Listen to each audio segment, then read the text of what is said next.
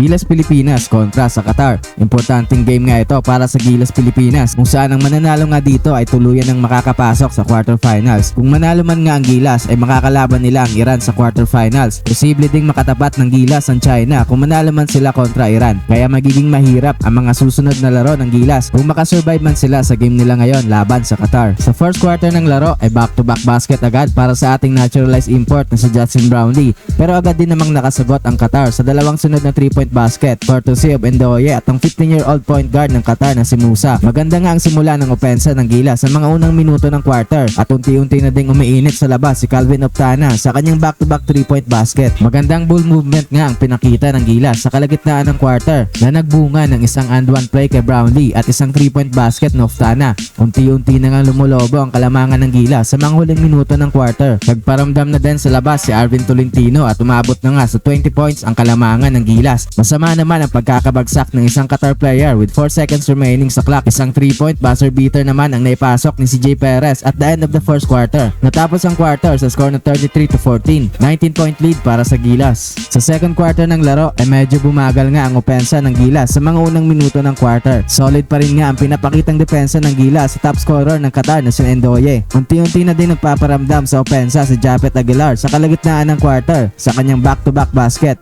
Big block naman para kay Japet with 4 minutes remaining sa quarter na nagresulta sa isang wide open layup ni CJ Perez. Patuloy nga ang magandang performance si Japet, mapa-opensa man yan o depensa sa mga huling minuto ng quarter. Good move naman para kay CJ Perez patapos ang quarter para gawing 30 points ang kalamangan ng Gilas. Natapos ang second quarter sa score na 57-23, 34-point lead para sa Gilas. Sa third quarter ng laro ay basket agad para kay Fajardo. Poster dunk naman para kay Enz Kwame mula sa pasa ni Chris Newsom. Hype na hype naman nga ang bench ng Gilas dahil sa play na ito. Patuloy nga ang magandang opensa ng Gilas at patuloy rin ang paglaki ng kalamangan nila kontra sa Qatar. Halos lahat nga ng player ng Gilas sa court ay umaambag sa opensa. Tila nagbistula nga itong isang practice game para sa Gilas bilang paghahanda sa quarterfinals kontra sa Iran.